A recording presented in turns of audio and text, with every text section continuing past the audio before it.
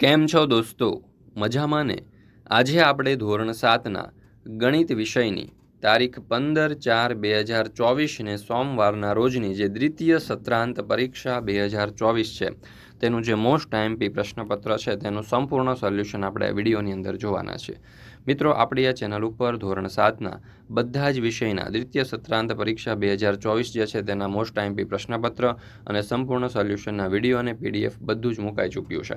અને સાથે સાથે જે અસાઇનમેન્ટ છે બ્લુપ્રિન્ટ પ્રમાણેના તે બ્લુપ્રિન્ટ પ્રમાણેના અસાઇનમેન્ટ પણ મુકાઈ ચૂક્યા છે. તો જરૂરથી એ મેળવી અને તેનો અભ્યાસ કરી લેજો. લિંક તમને નીચે ડિસ્ક્રિપ્શન બોક્સની અંદર આપેલી છે, જ્યાંથી તમે પીડીએફ ડાઉનલોડ કરી શકશો.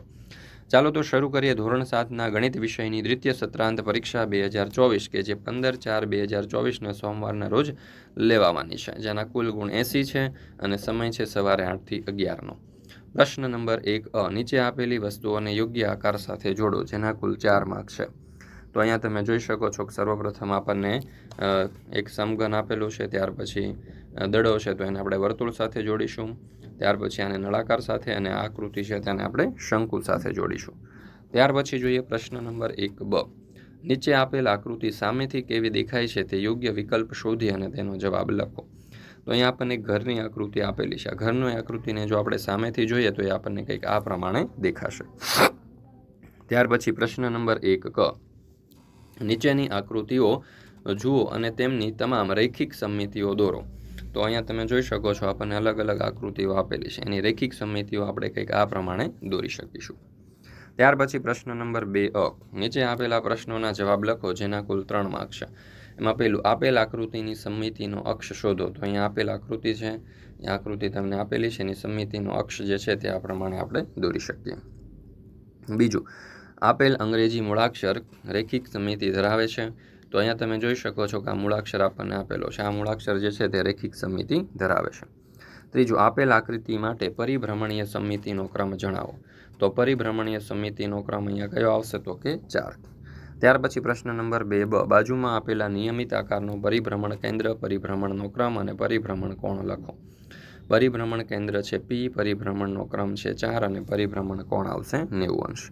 ત્યાર પછી પ્રશ્ન નંબર 3. નીચે આપેલા દાખલા ગણો ગમે તે 3, જેના કુલ 9 માર્ક છે. પહેલું, જેનું ક્ષેત્રફળ 440 મીટર સ્ક્વેર છે અને લંબાઈ 22 મીટર છે, તેવા જમીનના લંબચોરસ પ્લોટની પહોળાઈ શોધો. ધારો કે જમીનના લંબચોરસ પ્લોટની પહોળાઈ 5 મીટર છે. તો આ લંબચોરસ પ્લોટની લંબાઈ L બરાબર 22 મીટર અને ક્ષેત્રફળ 440 મીટર સ્ક્વેર આપેલ છે. લંબચોરસ પ્લોટનું ક્ષેત્રફળ બરાબર લંબાઈ ગુણ્યા પહોળાઈ. લંબાઈ ગુણ્યા પહોળાઈ એટલે કે L ગુણ્યા B, એટલે કે 22 ગુણ્યા B બરાબર 440. તો B બરાબર 440 છેદમાં 22, તો 22 ગુણ્યા 20 એટલે 22 22 ઉડી જશે. તો B બરાબર 20 મીટર. લંબચોરસ પ્લોટની લંબાઈ મળશે આપણને 20 મીટર. ત્યાર પછી બીજું, એક ચોરસની લંબાઈ 50 સેન્ટીમીટર છે, તો તેનું ક્ષેત્રફળ શોધો. ચોરસનું ક્ષેત્રફળ બરાબર લંબાઈ ગુણ્યા લંબાઈ એટલે 50 ગુણ્યા 50, તો જવાબ આવશે 2500 ચોરસ સેન્ટીમીટર. ત્યાર પછી ત્રીજું, જમીનના લંબચોરસ ભાગની લંબાઈ અને પહોળાઈ અનુક્રમે 500 મીટર અને 300 મીટર છે, તો તેનું ક્ષેત્રફળ શોધો. જો 1 મીટર સ્ક્વેર જમીનની કિંમત ₹10,000 હોય તો લંબચોરસ ભાગની કિંમત શોધો.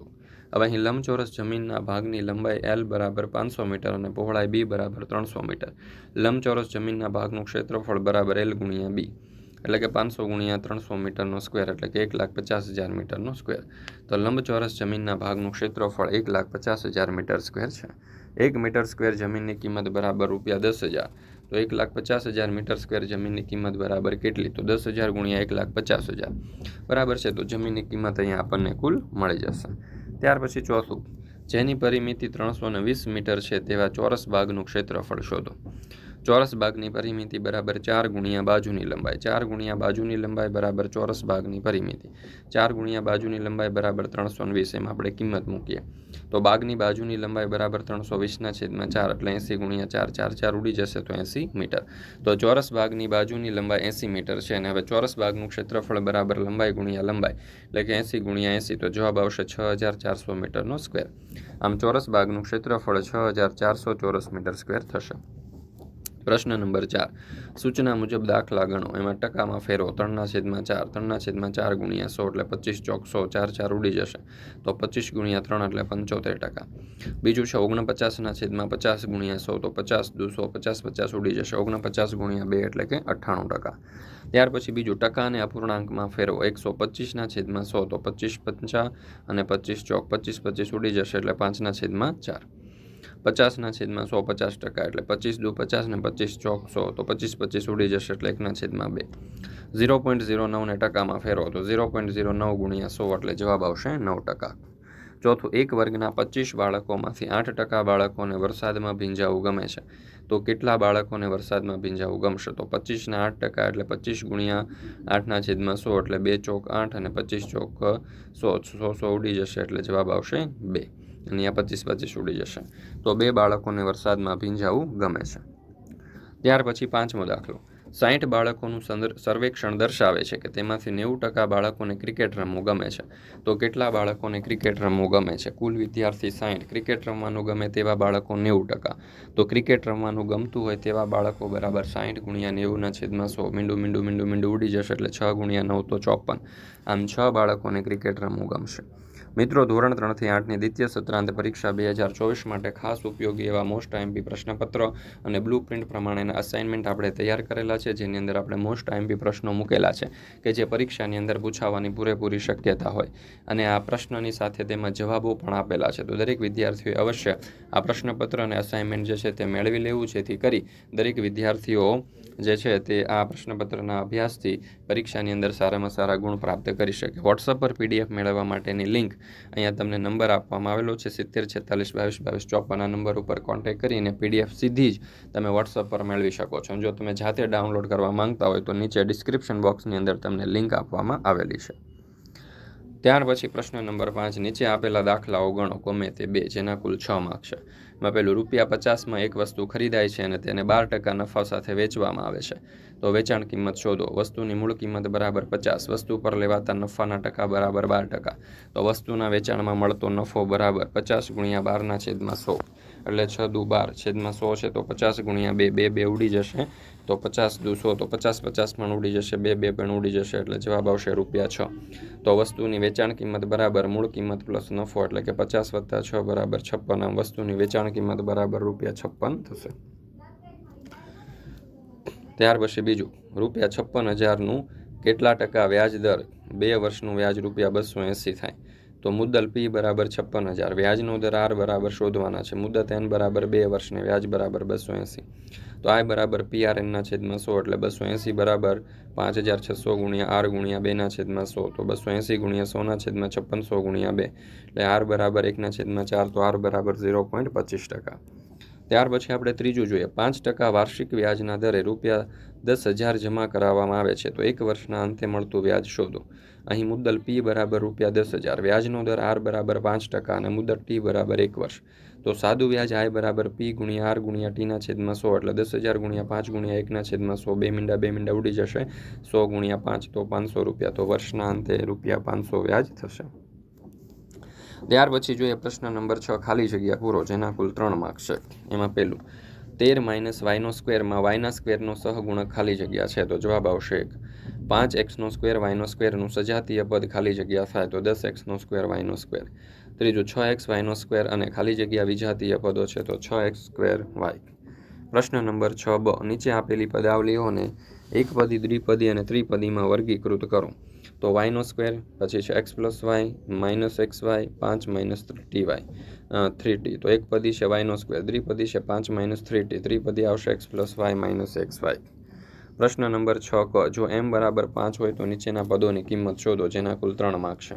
એમાં પહેલું m - 2, m-2માં mની કિંમત મૂકતા 5 - 2 બરાબર 3. બીજું 3m + 5, 3m + 5માં mની કિંમત મૂકતા 3 કૌંસમાં 5 + 5 એટલે કે 15 + 5 બરાબર 20. 7mમાં mની કિંમત મૂકતા 7 ગુણ્યા 5 એટલે કે 35. પ્રશ્ન નંબર 6s, નીચેના દાખલાને સજાતીય પદ સાથે ગોઠવી અને સાદું રૂપ આપો. તો 21b - 32 + 7b - 20b. અહીં આપણે એનો પદની અંદર કિંમત મૂકીએ એટલે 8b - 32. ત્યાર પછી બીજું, p - કૌંસમાં છે p - q - q - p તો એમાં આપણે બધી જે નિશાનીઓ છે તે મૂકી દઈએ એટલે આપણને મળશે જવાબ P માઇનસ Q. ત્યાર પછી આપણે ત્રીજું જોઈએ 3a minus 2b minus ab minus કૌંસમાં છે a minus b plus ab plus 3ab plus b minus a. 3a minus 2b minus ab minus a plus b minus ab plus 3ab plus b minus a. તો 3a minus a minus 2b plus b plus b minus ab plus 3ab. તો a વત્તા ab. ત્યાર પછી આપણે જોઈએ પ્રશ્ન number 7 સાદું રૂપ આપો ગમે તે 4 જેના કુલ 12 માર્ક છે. સવાલ છે 25 ગુણ્યા 5નો સ્ક્વેર ગુણ્યા ટીની 8 ઘાતના છેદમાં 10ની 3 ઘાત ગુણ્યા ટીની 4 ઘાત. 25 એટલે કે 5નો વર્ગ ગુણ્યા 5નો વર્ગ ગુણ્યા ટીની 8 ઘાતના છેદમાં 5નો ઘન છે એટલે કે 5 ગુણ્યા 2 બંનેનો ઘન ગુણ્યા ટીની 4 ઘાત. હવે અહીંયા તમે જોશો તો અંશમાં ને છેદમાં તો 5ની 2 ગુણ્યા 5ની 2 એટલે કે આધાર સરખા ગુણાકારની નિશાની તો ઘાતનો સરવાળો તો 5ની 4 ઘાત ગુણ્યા ટીની 8 ઘાતના છેદમાં 5ની 3 ગુણ્યા 2ની 3 ગુણ્યા ટીની 4 ઘાત એટલે 5 ટીની 4 ઘાતના છેદમાં 2ની 3 ઘાત એટલે 5 ટીની 4ના છેદમાં 8. ત્યાર પછી બીજું 2 ગુણ્યા 3ની 4 ઘાત ગુણ્યા 2ની 5 ઘાતના છેદમાં 8 ગુણ્યા 4નો વર્ગ એટલે કે 2ની 1 પ્લસ 5 ગુણ્યા 3ની 4 ના છેદમાં 2ની 3 ગુણ્યા 2ની 2 આખા કૌંસની 2 ઘાત. તો 2ની 6 ગુણ્યા 3ની 4 2ની 3 ગુણ્યા 2ની 4 2ની 6 ગુણ્યા 3ની 4 ના છેદમાં 2ની 3 પ્લસ 4 2ની 6 ગુણ્યા 3ની 4 ના છેદમાં 2ની 7 3ની 4 ઘાતના છેદમાં 2.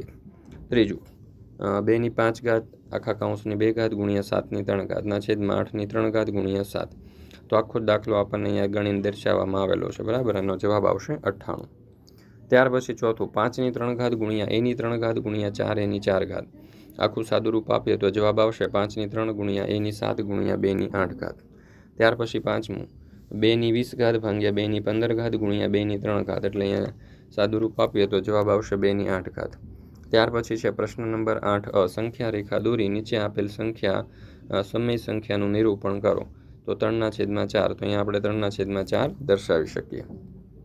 ત્યાર પછી બીજું છે -1/5 તો અહીંયા તમે જોઈ શકો છો કે -1/5 આપણે અહીંયા દર્શાવી શકીએ. ત્રીજું છે 2.4/7 તો અહીંયા આપણે 2.4/7 દર્શાવી શકીએ. ત્યાર પછી પ્રશ્ન નંબર 8b નીચે આપેલી સમય સંખ્યાઓની વચ્ચે આવતી કોઈ પણ 3 સમય સંખ્યા લખો. જેમાં છે -3/5 અને 3/5 તો -2/5 -1/5 1/5 અને 2/5. પ્રશ્ન નંબર 8ક સરવાળા કરો. એમાં 2.1/3 પ્લસ 4.5/3 તો જવાબ આવશે 8. પ્રશ્ન નંબર 9 નીચેના દાખલા ગણો ગમે તે 2 જેના કુલ 8 માર્ક્સ છે. હવે અહીંયા આપણને રકમ આપી છે કે ભાઈ એક બાગ 90 મીટર લાંબો અને 75 મીટર પહોળો છે. તેની ફરતે 4 તરફ બહારની બાજુએ 5 મીટર પહોળો રસ્તો બનાવવાનો છે. તો આ રસ્તાનું ક્ષેત્રફળ શોધો અને બાગનું ક્ષેત્રફળ કેટલા હેક્ટર છે તે કહો.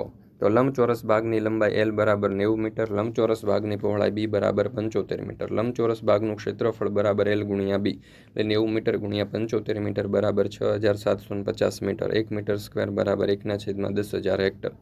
6750 મીટર સ્ક્વેર બરાબર 675/10,000. 2 મીંડા ઉડી જશે તો જવાબ આવશે 0.675 હેક્ટર. આ બાગની ફરતે બહારની ચારે બાજુ ફરતો 5 મીટર પહોળાઈનો રસ્તો છે. તો રસ્તા સાથે લંબચોરસ બાગની લંબાઈ બરાબર 90 + 5 + 5 મીટર એટલે કે 100 મીટર. અને રસ્તા સાથે લંબચોરસ બાગની પહોળાઈ બરાબર 75 + 5 + 5 મીટર એટલે કે 85 મીટર. તો રસ્તા સાથેના લંબચોરસ બાગનું ક્ષેત્રફળ બરાબર લંબાઈ ગુણ્યા પહોળાઈ એટલે જવાબ આવશે 100 મીટર ગુણ્યા 85 મીટર બરાબર 8500 મીટરનો સ્ક્વેર. રસ્તાનું ક્ષેત્રફળ બરાબર મોટા લંબચોરસનું ક્ષેત્રફળ માઇનસ બાગનું ક્ષેત્રફળ. તો બાગનું ક્ષેત્રફળ જવાબ આવશે 0.675 હેક્ટર અને રસ્તાનું ક્ષેત્રફળ 1750 મીટર. બીજું 150 મીટર લંબાઈ અને 65 મીટર પહોળાઈ ધરાવતા એક લંબચોરસ બાગની ફરતે 4 તરફ બહારની બાજુએ 3 મીટર પહોળો રસ્તો છે. તો આ રસ્તાનું ક્ષેત્રફળ. તો સંપૂર્ણ દાખલો જે છે તે અહીંયા તમારી સમક્ષ ગણી અને દર્શાવવામાં આવેલો છે. તો આ પ્રમાણે તમે આ દાખલો ગણી શકો. ત્યાર પછી ત્રીજો દાખલો 8 મીટર લાંબા અને 5 સેન્ટીમીટર પહોળા પૂઠા ઉપર એક ચિત્ર દોરેલું છે. પૂઠા પરના ચિત્રની ફરતે અંદરની બાજુએ ચારે તરફ 1.5 સેન્ટીમીટર હાંસિયો છોડેલો છે. તો હાંસિયાનું ક્ષેત્રફળ શોધો. તો અહીંયા સમગ્ર માહિતી તમને આપેલી છે. તો આ પ્રમાણે તમે દાખલો ગણી શકો. દોસ્તો ફરી મળીશું આપણે એક નવા વિષયના જે દ્વિતીય સત્રાંત પરીક્ષા 2024 છે તેમના સંપૂર્ણ સોલ્યુશન સાથે. મિત્રો, આપણી આ ચેનલ ઉપર નવા પ્રશ્નપત્ર, મોસ્ટ આઈએમપી પ્રશ્નપત્ર અને સાથે સાથે જે બ્લુ પ્રિન્ટ પ્રમાણેના અસાઇનમેન્ટ છે તેમના સંપૂર્ણ સોલ્યુશનના વિડીયો અને પીડીએફ બંને મુકાઈ ચૂક્યા છે. તો આ વિડીયો અને પીડીએફનો અભ્યાસ કરવા માટેની લિંક તમને નીચે ડિસ્ક્રિપ્શન બોક્સની અંદર મળી જશે.